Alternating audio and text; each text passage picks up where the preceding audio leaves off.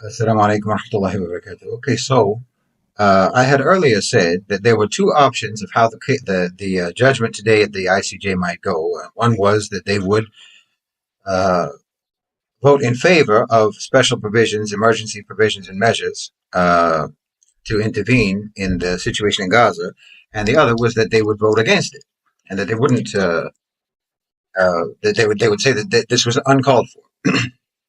I failed to consider the possibility that there was a third option, which was that they would do neither, and that they would essentially do nothing, which is what the ICJ ended up doing. They did nothing. All they did was basically say to Israel, "Don't do all of the." They provided all of the evidence. They cited all of the evidence of Israel's violations and of Israel's violations of the genocide, the articles of genocide. They cited all of that evidence, and then they basically said, "So we're telling Israel that they shouldn't do those things." That's what they did. We're saying, "Don't do the things that we are currently deliberating whether or not you're doing them. Stop doing the things and try to avoid doing the things that we might, in a few years' time, issue a verdict that it amounts to genocide." That's all. That's all they did. They said, that aid should enter Gaza, but aid has been entering Gaza. The statement by the ultimate statement, except for all of the evidence that was presented in the first part of the statement by the judge. The first part of the statement by the judge was all of the evidence that condemns Israel and which now actually condemns the ICJ. The second part, when they announced their conclusion, could have been written by the U.S. State Department. That could have been Anthony Blinken talking. Just saying, we want everything to be nice in Gaza and Israel should be nice. That's all. That's all they said. So as I said, all of the evidence that was presented, that South Africa presented to the International Court of Justice, all of the evidence that they presented of proof of genocide being committed by Israel, all of that evidence now indicts the International Court of Justice. Because they cited all of that evidence, and even after citing all of that evidence, all of that proof of genocide being committed, their only response to that was, we think that Israel probably shouldn't do those things, and we kind of more or less order them not to do those things, and we give them a month to not do those things, but we still haven't decided whether or not they're doing them, and whether or not doing those things amounts to genocide. So avoid doing the things that you're not supposed to do. That's what they said. No actual special provisions, no actual special measures, no emergency measures were taken. But this is a victory. In the long term, this is a victory. You have to think long term. And anything that discredits Western institutions, Western political colonialist institutions, is a good thing.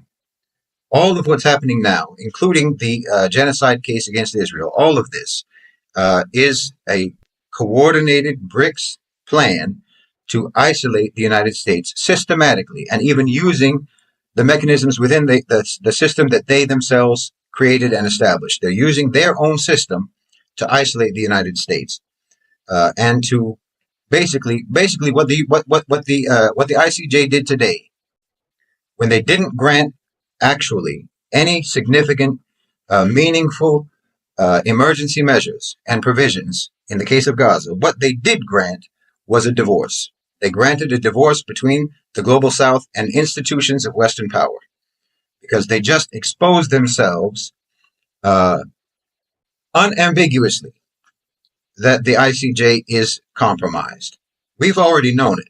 We knew that they were, but we hoped maybe they were going to side with the future, side with the global South, side with the actual global international community instead of the West and instead of the United States. But they decided not to side with the future. They decided to side with the past. And so that's where they will be left, in the past.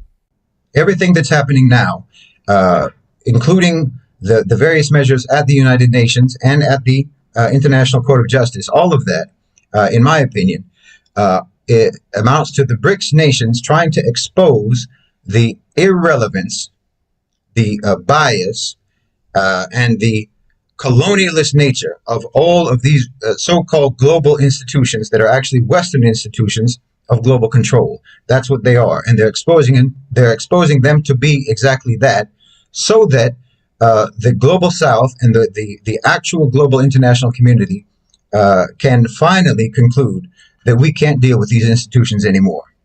We have to come up with our own.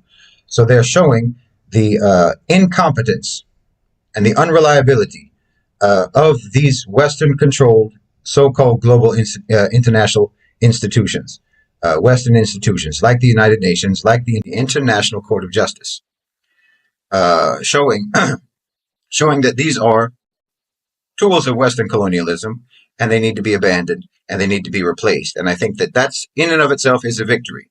There's no way that we could lose today, depending on, no matter what the ruling was. If they ruled correctly and ruled for actual meaningful interventionary measures in Gaza, that would have been a victory, clearly. But what they did is also a victory, because it shows the whole world that we don't need to even deal with your institutions anymore. Jazakallah khair. Assalamu alaikum.